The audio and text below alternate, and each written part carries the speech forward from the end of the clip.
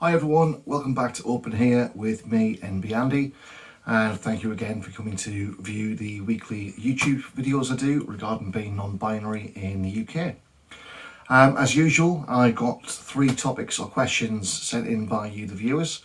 So we'll go through the questions and we'll have a little discussion and discuss any kind of the issues faced within them. And then at the end, you'll always get a chance to raise any kind of questions you have yourself. So the topics this week are: my son wants to wear a dress, then bisexuality versus pansexuality, and then finally, is it hard to find feminine clothes in my height? So the first topic I was sent was a question about what to do with my son wanting to wear a dress.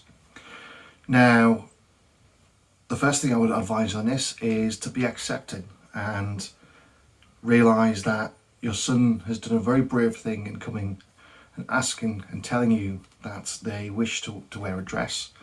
And I believe they mentioned that they want to wear nail polish, etc.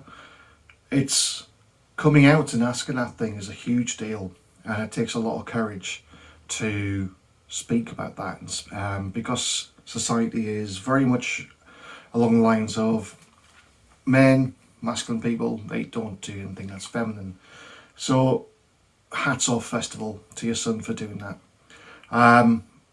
What you need to do is to be completely accepting and make them aware that no matter how they dress, no matter how they look, you're going to love them, which I'm sure you do. They're your son, they're your flesh and blood. No matter what they do, you're always going to love them.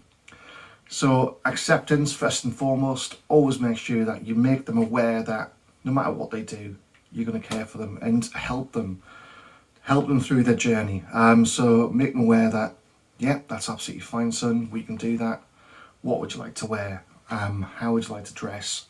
How often do you want to do that? Is there any styles you wanted to try? And ask questions.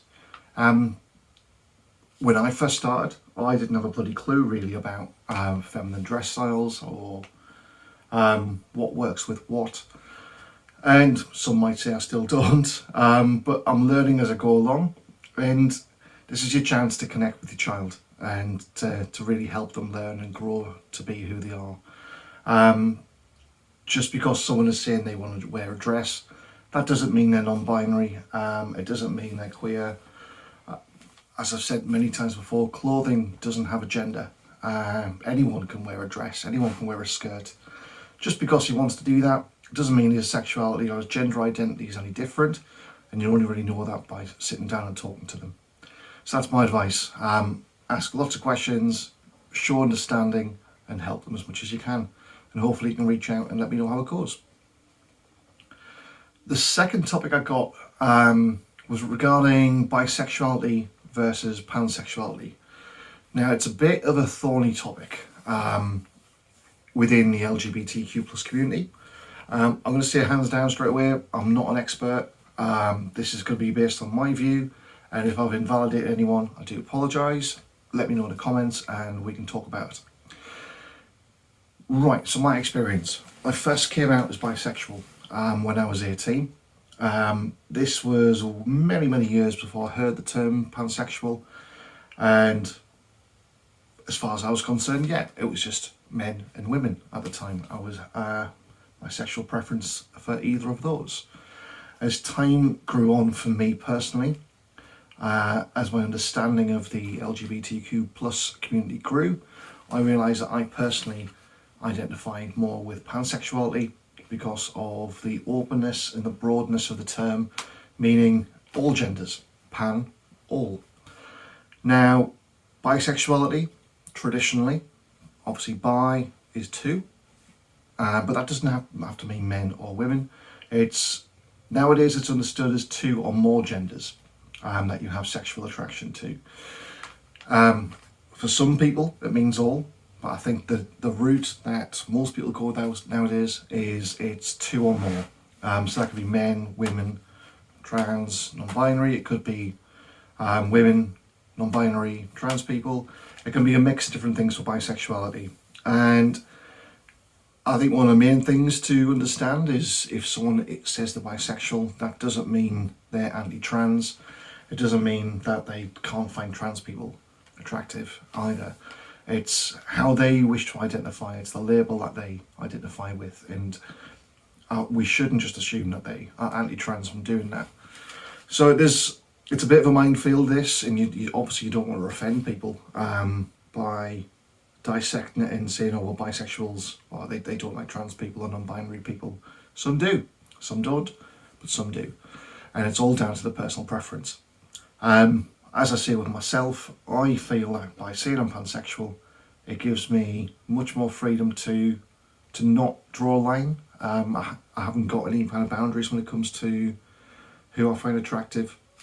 It could be a man, it could be a woman, it could be a trans person, it could be someone who's agender, it could be someone who's non-binary, etc., etc. So that's my very basic explanation of it. There's lots more online to explain the difference, but please, when you do this, make sure you don't invalidate anyone and make sure you don't accuse anyone of something that they're not. And the final topic this week, someone asked me, is it hard to find feminine clothes with my height? For those that don't know me, I am 6'1", so quite a strapping person. And it can be quite hard sometimes to find the right fit for someone who's so tall. There are tall clothes shops out there for feminine styles. They do generally be found to be a bit more expensive because of that.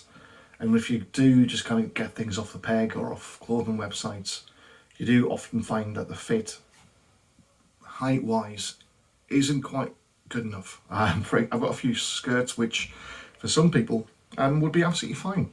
But for me, they turn into short skirts, very short skirts, which is a bit of an issue at times. So, yeah, there is specialist stores out there. And I think as people get taller, generally clothes become more available in that aspect as well. But obviously more trans people, more non-binary people being out more and dressing more in feminine styles. I'm hoping that over time there will be more and more generic stores who will sell stuff for the taller person. So if you have any links, if you have a favourite shop and you know of a good place to shop for someone like myself who's quite tall but still wants something that's going to cover the private parts, let us know in the comments, reach out to us and tell us. That would be great. So thank you very much for sending your comments in this week. I think especially the first one regarding, how do I help my son, are very good questions, and I'm hoping that I can help people on this channel to do just that, to try and help people. This is my chance where I ask you to reach out to me for next week's episode. If you've got any burning questions or anything you want to raise, or if you want me to correct something I've said in this video, reach out to me in the comment section on Instagram, Twitter, etc. Reach out to me, give me a question, let me know what you think, and we can get your comments raised on next week's video. So until then, stay safe and stay friendly, and I shall catch you next week. Take care.